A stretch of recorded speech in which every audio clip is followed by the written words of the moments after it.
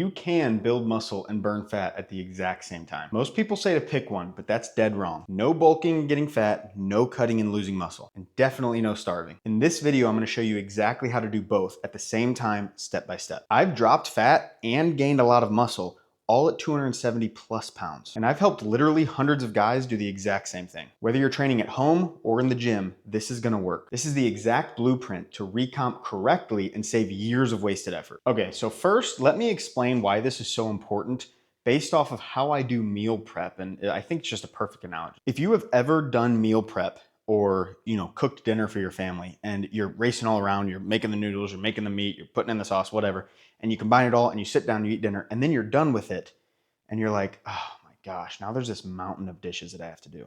That feeling really sucks. Let me know if you've been there. For me, I always clean while I cook, and I promise this is directly gonna relate to recomping in just a second. By the time I finish, like literally everything that's done, I'm putting it up in the fridge and I'm washing the dishes while something is simmering or while something is boiling or whatever. And by the time I'm done, there is no mountain of dishes. It is so nice. The kitchen is actually semi-clean. Maybe the countertops aren't wiped down, but the dishes are all done. That's exactly what recomp is like. The feeling of relief when everything is done at the same time is just so awesome. Burn fat while building muscle, less time, more change. And it's a whole lot more fun. Especially if you have a lot of fat to lose, this is really cool because by the end of your journey, you are not going to just have cut off a lot of body weight and be left feeling skinny fat or being left with a huge, to kind of keep the analogy going, a plate of dishes, meaning, okay, now I have to build the muscle. You already will have been building the muscle, and by the time you shed down that fat, you are going to love the way you look. It is a whole lot of fun. By the way, I have this new cravings survival map. If you haven't already checked it out, it is pretty sweet. I'm gonna show it to you. Oh wow, the camera followed me the whole time. So this is it. It is step-by-step how to defeat different types of cravings. So whether you are bored, stressed, running on autopilot, tired, or actually hungry, and what to do about all of those things. And so by the time you get through this checklist, in theory, you will have just forgotten about the craving. It keeps you on your diet, and that is the real key to success. That's what's gonna actually help you recomp your way to feeling and looking better than ever. So if you want that, the link is in the description and the pinned comment. So that's why recomp is so important, and it's so fun and exciting. But this first point is how I really lost the 80 pounds. So this is by far the most important factor. I'm gonna show you on my computer how to do this for yourself. Okay, so this GPT that I wrote here is called FitBuddy. And FitBuddy in this context is really, really useful for helping you actually figure out your calories. So I'm gonna show you like what it would do for me. Okay, so I hope you can see this. Let's see here, how many. By the way, FitBuddy is totally free. And so link also in the description and in the pinned comment. So I love this, how it asks, first I need a few quick details because it is very unique to you, and that's what makes this powerful. It's not just a generic answer off of Google or a calculator or something. It actually uses a whole lot of information from the internet. So current weight, I'm 217. Do you want to lose fat only or build muscle? So I want to recomp. That's interesting. I actually didn't know I was going to ask that. Estimated maintenance calories, your activity level, your total daily energy expenditures around 3,200 to 3,400. And actually, I estimated this myself at 3,300 not using this tool. So that is ironic how perfect that is. Recomp strategy. Recomp, we aim to mild calorie deficit of 200, 300 calories per day. And I highly recommend that. So you're also going to be using energy to build muscle. So if you're in a 200 calorie deficit per day, that might not sound, that's like half a pound a week, but you're going to be losing more than half a pound of body fat per week because the muscle that is going to be getting added, the calories have to come from somewhere. If you're already in a deficit, where does it come from? It comes from your body fat stores. And so it's going to pull from that body fat. And as long as you're getting enough sleep, and we're going to talk about all this, then you're going to be building muscle and actually losing more than half a pound a week.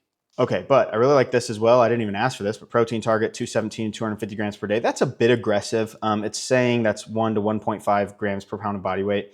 And there is research that shows that is going to be helpful, that going above 1 gram per pound, but you don't have to. A lot of people struggle just to get to this one, so just make that your goal at first.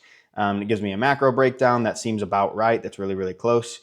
And I love how it says this. You can shift carbs, fats around a bit based off preference because I'm a higher fat, lower carb type person. I don't necessarily mean to do that. It's just how I fall usually. And then this is your daily. This is awesome. So anyways, that is FitBuddy. You can do that all for yourself in FitBuddy, totally free.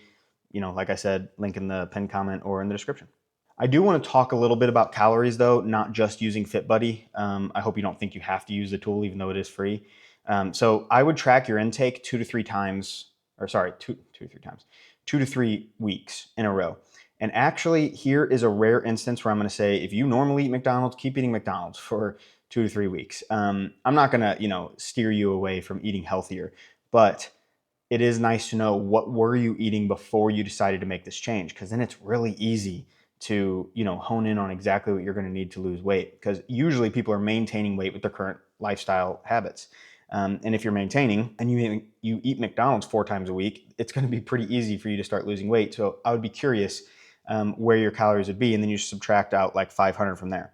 Now, if you have a lot of weight to lose where it's said to be in a mild calorie deficit of 200 to 300, you could actually probably go into 500, even 750, because you have so much energy stores on your body. Your body's not going to, waste time taking muscle. It's going to take the readily available fat stores on your body. So this rough ballpark of a 2 to 3 week food logging, even if it's not perfect, it's going to be so much better than nothing. And I don't mean that like it's like it is a lot better than nothing. Like, you're going to get great results from that. So don't take that as like, well, I needed to be doing better. You don't need perfect food logging just to get an idea of where your calories are currently at. I would watch your weekly weight trends and adjust based off that. So if you're losing weight, congratulations, you're doing good just by watching your calories. Sometimes that happens, but if not, then I would subtract out 500 calories and start from there. Here's something that is really helpful, is that tracking, and this first thing of like calories is this first point. Tracking is going to expose sneaky snacks, sneaky things that you didn't realize you were doing, if you're being honest with it. And that is what is key. You have to be honest with it. If you are eating ranch on something and you're not logging the ranch, then it's going to be hard to tell. We just want the truth. We don't, I'm not judging you. I don't see your food logs unless you're one of my clients, in which case I check your food log every single day. But and even then, I'm not judging my clients. I just want the truth so that we can, get to the bottom of what is going on. So now, even if you have calories in check, the protein is crucial. If you have your calories but not the protein, you're just going to be losing weight and you're not going to be recomping. You're going to be skinny fat by the end. So let's talk about protein. So let me show you how this is going to change the game for you. And yes, this is my toddler's whiteboard. It is what I'm going to be using to demonstrate this. So we have our x-axis and our y-axis. The x-axis is going to be training, pardon my horrible handwriting, training effort. And the y-axis is going to be your protein intake. Hope you can see that. This down here is wasted effort. This is low training effort and low protein intake. This is just going to be wasted. High training effort, but low protein intake is going to be, solid but soft, meaning you're not going to get the best results that you could be asking for. High protein and low training effort is just basically fuel to nothing.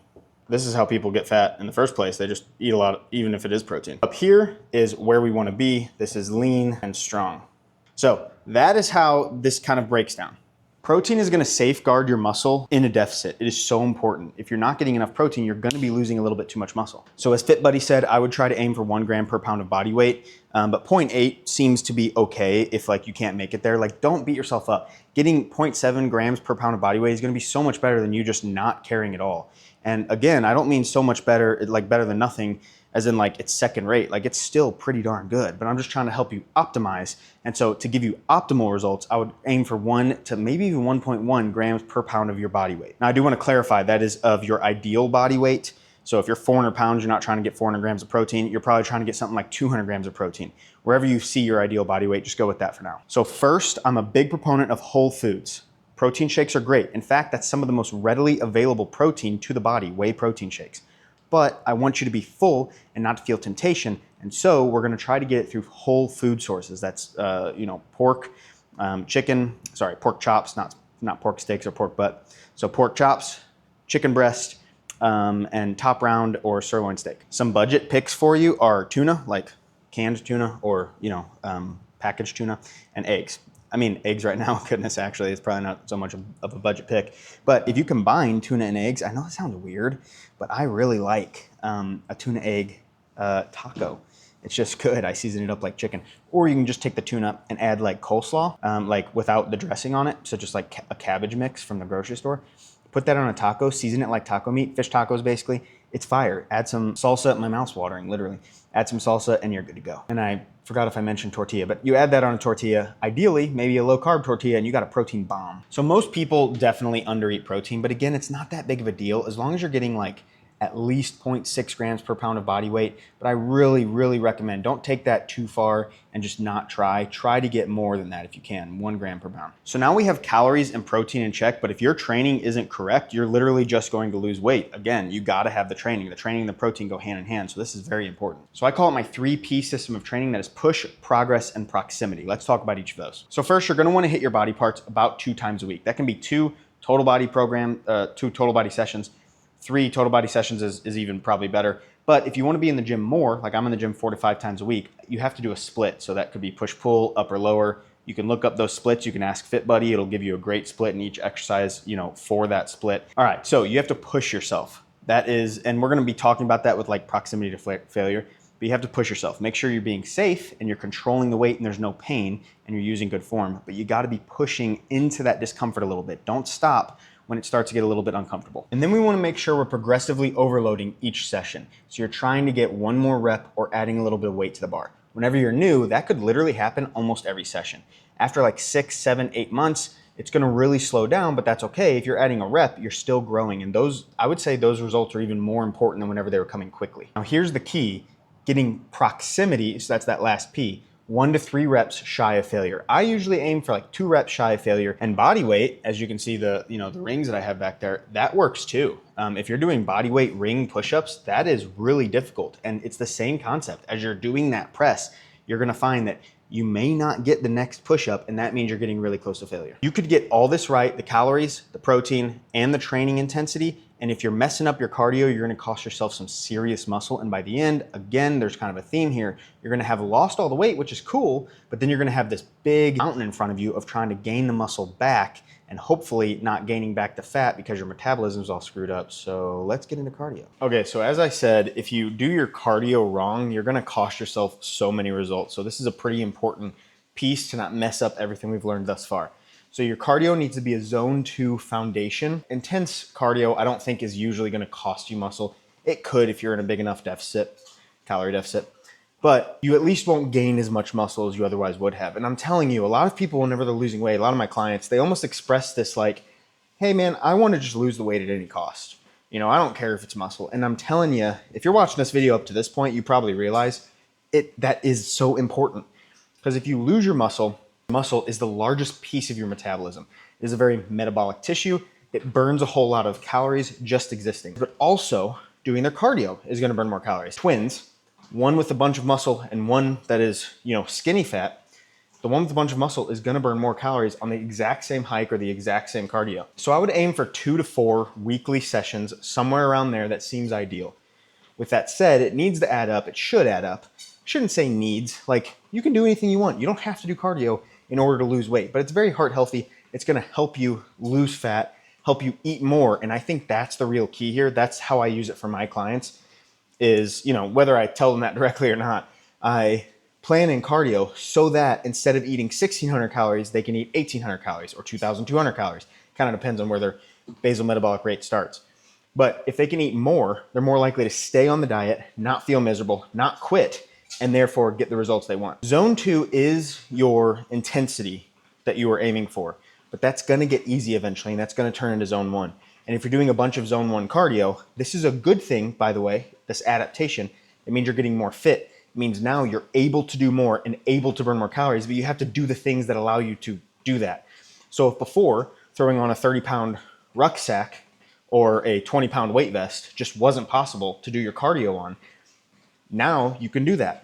If you can do that with a 30-pound rucksack on, now you're burning more calories, whereas before you didn't have the ability to do it. I know I'm kind of talking in circles, but I'm saying it's important. We want that adaptation to happen.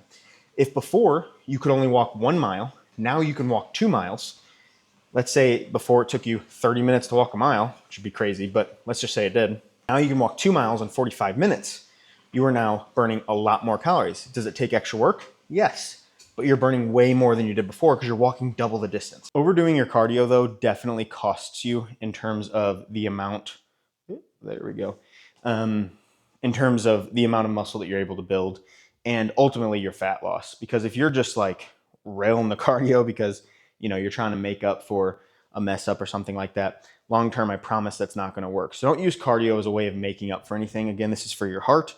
This is for extra calorie burn, but it's not the heart and soul of what causes you to lose body fat. That's really more the diet. Now, although you have all these pieces figured out without mastering this next one, you're really going to be spinning your wheels. And this is what most people do. They spin their wheels for years because of this next point, in my opinion. So I really think this is the most slept on tip in this video. I think in general, this is the most slept on thing in all of fitness YouTube, and that is your sleep. See what I did there? I'm just so funny. But seriously, it's low key probably the most important thing on this list. If you're struggling in the sleep department, which can be frustrating because it feels out of your control, we're going to talk about that a little bit. And I think you have a lot more control than you might realize, which I hope is encouraging. But whenever you are low on sleep, whenever your sleep isn't good, either the quality or the length or both, cravings tend to be higher. You might not even realize it. You might have just lived with this for so long that you don't know that you can fight off a craving if you improve your sleep. You're just used to the fact that you don't have any willpower, but maybe it's because you're low on sleep. This has been studied and proven. The research shows that around 7 hours optimizes hormones and stuff, but I've heard, and I kind of trust it, I have no scientific backing to back up what I'm about to say, but I've heard that very little percentage of the population can actually thrive off of less than 8 hours. A lot of people think they can due to caffeine and just being used to being chronically underslept. But this is something that I think we need to take into consideration. If by sleeping an extra hour or two, from 6 to 8 hours, 7 to 8 hours, you can lose the fat, it's worth it. Just, take that into consideration. Try to improve your sleep. Let's talk about how to improve it. So you probably have heard all of the things that you can do already, but just as a reminder, Alex Hormozi has a really good video on optimizing sleep. That's where I learned a lot of this stuff. Dark room, that's obvious, but a lot of us just don't do it. Invest in some blackout curtains. Invest in something to go over your eyes, sleep mask.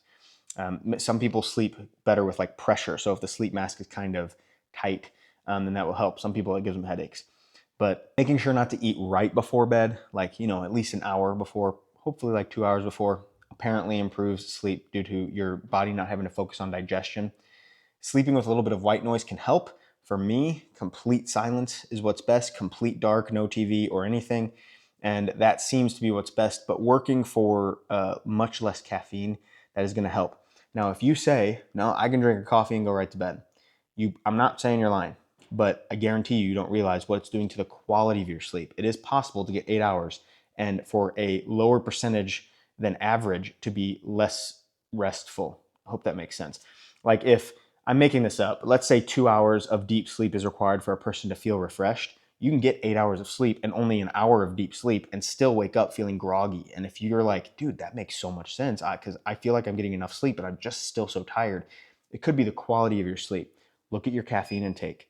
It is shocking how long caffeine stays in the system. I think it's 10 to 12 hours is its half-life. So if you've had a coffee at noon, by the time you're going to bed, you still have like half of a cup of coffee in your system at least. So just consider cutting that off around noon and seeing how that helps you. Okay, we are getting there in this video. We need to track the right things in order to have success. This is gonna be so key for your long-term success and actually building the muscle that you wanna build during this fat loss process. So I have a short list here because the list really is short. You wanna be taking your daily weight. Look at the pattern, not the daily weigh-ins. The weigh-ins, if you've watched this channel for any length of time, you know that weigh-ins up and weigh-ins down are both false. It doesn't matter. It is the pattern of weigh-ins that really, really makes a difference. Your photos are also gonna make a big difference. Looking at not just the stomach. Don't get locked in on the stomach. Look at the arms, look at the chest, look at around the shoulders. Your body will lose fat in different areas depending on your genetics, but also you tend to lose fat on the arms and legs before the stomach. So don't just look at the stomach. I would also make sure to be logging your workouts and making sure that those are going up. What I like to do is really focus on the first lift of each workout, because if you give too much to that lift, which is okay, your other lifts might suffer and throw off, like it might feel like you're not improving. So let's say on your push day, you're doing, a barbell bench press and then a dumbbell chest fly. The dumbbell chest fly might not improve if you crushed it on the barbell bench press because your chest is just so tired that the chest fly is kind of suffering. Anything later in the workout is going to suffer a little bit if you crush it early in the workout. So I would just have your first lift of each day where you're like trying to really improve that, pushing yourself to almost failure and seeing if you can keep on adding reps and keep on adding weight. That means that you are building muscle. Now at first, whenever you're new to this, you're gonna have a lot of neurological adaptations. So you're gonna be getting stronger from two directions. That's more muscle, but also your nerves are going to become more efficient. Your nervous system is going to become better at recruiting muscle fibers. So more muscle is going to be moving that weight. So you're going to get a lot stronger really quick. But after a while, those neurological adaptations really slow down. And if you're still getting stronger, that guaranteed means you're getting more muscle. I think with my clients, it's very important to track your steps and of course your calories and protein. We talked about that earlier. By the way, if you don't already have my cookbook, it's totally free, and that is really going to help you with your protein. If you struggle with protein, all of my recipes in there, I mean, they crush the protein. That's 50 grams of protein in a serving, and it'll be like cheesy Mexican protein rice. I mean, that's delicious. You know, it's rice, it's cheesy rice, and you're getting 50 grams of protein. Don't quote me on that. Maybe it's a little more, maybe it's a little less. But the point is, it helps. So make sure to get that. Okay, and I also saw that people were asking a lot of questions. I base all of my videos off of what was doing well on other people's channels, and I try to make my own version of it. A lot of times it's a lot longer, and I go in a lot more depth. Hopefully people enjoy that. For the people that want it, I certainly think that if you're still here in this video, that you're a person that's going to be taking your stuff seriously. If you're watching all of these, you're really going to have success, I think. So I wrote down some common questions that I saw in the comments. So calisthenics. Can you do it with calisthenics? 100%. If you were doing, I think I mentioned this earlier in the video, if you're doing ring push-ups or something, you'll get to a point where it looks identical to the difficulty of a dumbbell bench press. There's no difference. So, you know, push-ups, dips, things like that, pull-ups. Certainly, pull-ups are like the king of all back exercises. So yes, you can totally do this with calisthenics. Now in the legs, that's going to be hard. It's going to be harder to build appropriate muscle on the legs. But, you know, holding some dumbbells and doing some squats is totally acceptable. But also just doing a little bit higher reps, that's okay as well. And you're still going to build a lot of muscle. Maybe not as much, but you're going to burn a lot. I saw a lot of people asking, like, can you do intermittent fasting? Yes, you totally can. As long as your workouts are fueled appropriately, so you're getting enough calories, you're getting enough protein, and you're not going into a workout. If you go into a workout fasted and it just feels like it's sapping all your energy, then that's not going to be good for you. You need to make sure this is good for you. Some people feel like they get a lot of energy from intermittent fasting, and that's because their cortisol's up. And cortisol is an energy hormone. It tells you to get up and go. You're hungry. And so a lot of people feel enhanced focus and energy on that cortisol. If you have failed at recomping in the past, it's not you. I saw a lot of people wondering, like, maybe this just doesn't work for me. This works for everyone. You can't escape the law of thermodynamics. Your body, if there's body fat stores on you, can use that as energy to build muscle. This works. Studies show time and time again it works. You just probably had a bad plan. So if you follow this plan top to bottom and you download FitBuddy and work with that, ask me questions in the comments. I will gladly help you out as best I can, and you will have a solid plan and you will succeed. I also saw a lot of people asking, does this work for people who are 40 to 60 and on? And yes, this is triggering for a lot of people whenever I say age truly is just a number. I know it's kind of cliche, but your metabolism isn't slowing down. And that's where people get triggered. It's that you have slowed down. It makes sense. Your knees are a little achy. Maybe you take the stairs a little bit less. You play with your kids a little bit, or, you know, grandkids, I guess, or whatever, a little bit less. You go to the zoo less because it just kind of causes aches and pains and you're a little bit older. So if we don't let ourselves slow down, age is just a number. And you can build. There's studies that show that 70-year-olds are building plenty of muscle when they're properly training, when they're following this plan that I've laid out. The most important piece of this is consistency always wins. You will succeed if you don't give up. That's why I made this video right here on how to not quit during the quitting phase. So go ahead and watch that one next.